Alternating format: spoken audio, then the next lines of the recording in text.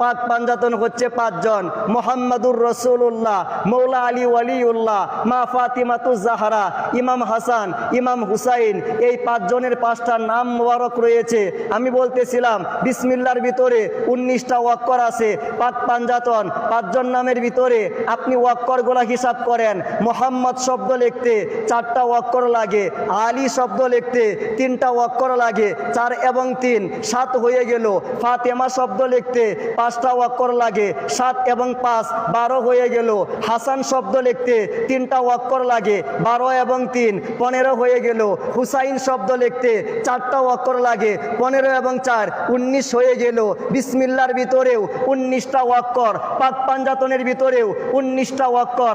I মেরে আল্লাহ, তোমার কাছে জিজ্ঞেস করি, তুমি কোরআনুল কারীম শুরু করছো বিসমিল্লাহর মাধ্যমে। এই বিসমিল্লাহর ভিতরে 19টা ওয়াক্কর রয়েছে।